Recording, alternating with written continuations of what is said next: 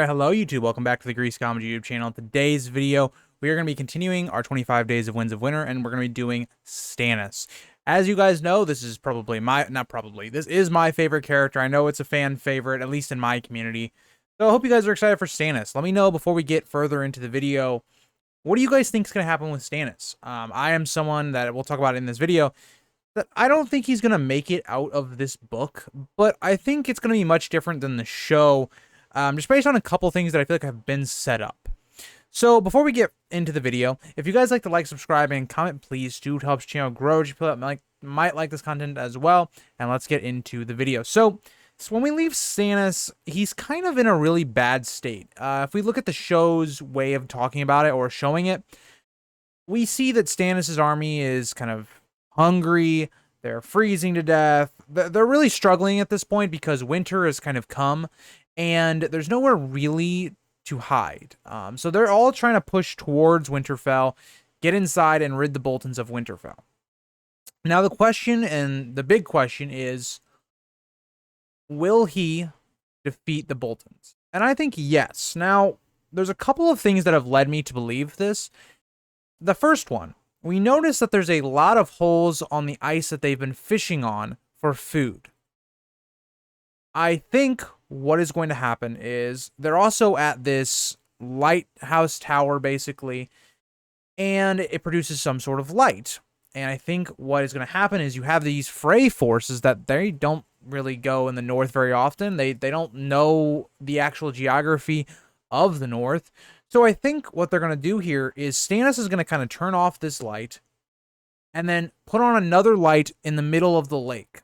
So what he's going to do is use a light to draw the forces of the Freys, because again, it's been basically blizzarding almost. So it's going to be tough conditions. You're going to see this light and assume that's where they need to go.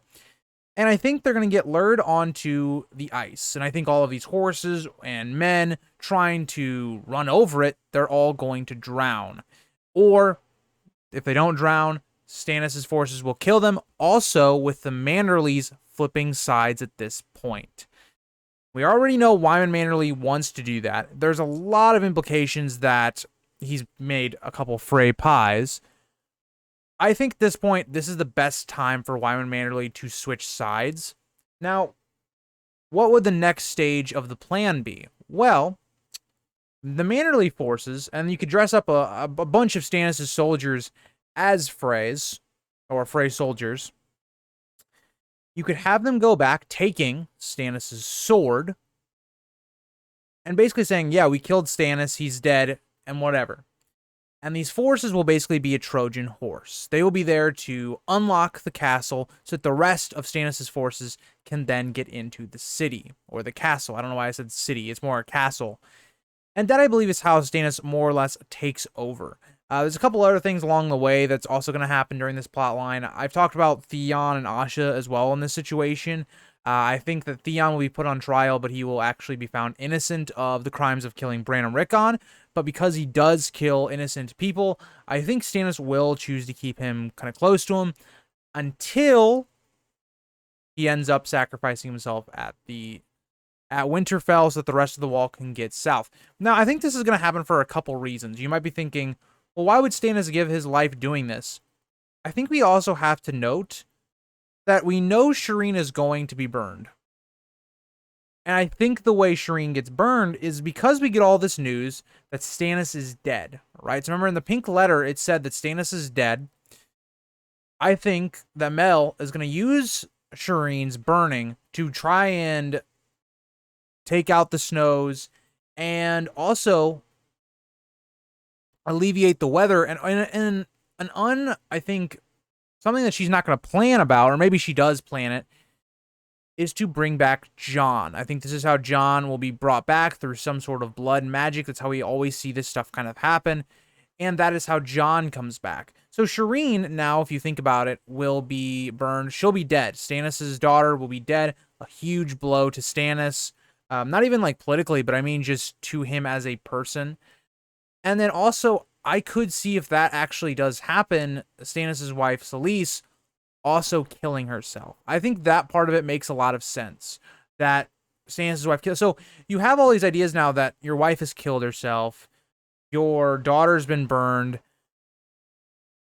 and Stannis, I think at this point, doesn't really, if that is what happens and Mel does it, I think Stannis will basically lose kind of everything that she's been telling him. And we'll basically realize that this is just something that he can do. He doesn't really have a lot left to live for. At this point, it's still kind of unlikely that he'll be the king.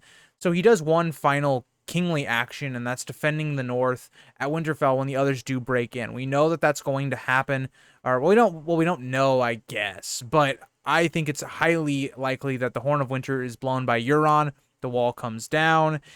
And I think we see Stannis trying to hold Winterfell from the others, and he inevitably is going to fail. And that's where I think Stannis kind of goes. He does this grand sacrifice, this last battle of Winds of Winter to protect our forces in the north so that they can get south to the neck.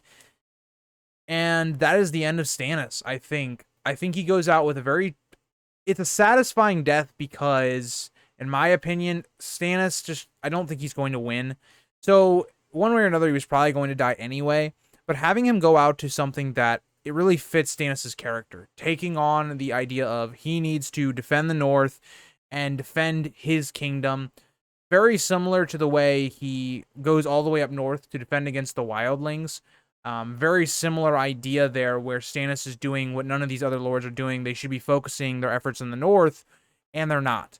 So I think it'd be a really great send-off for Stannis' character after he's pretty much been reduced to, and when he's been brought to almost his knees by the tragedies he's faced. And it's a harsh life that Stannis will live, and I think it's something that could satisfy the fans, as Stannis kind of dies a hero, as no one ever really saw that of him his entire life, but he dies kind of in a noble way that I think we would be proud of seeing his character arc and where he's gone. So thank you guys for watching. I know it was a shorter one, but when you have a character that I think is probably going to die, it's actually harder to expand upon it. But that is what I think about Stannis' character. Let me know what you guys think. Will he survive till Dream of Spring?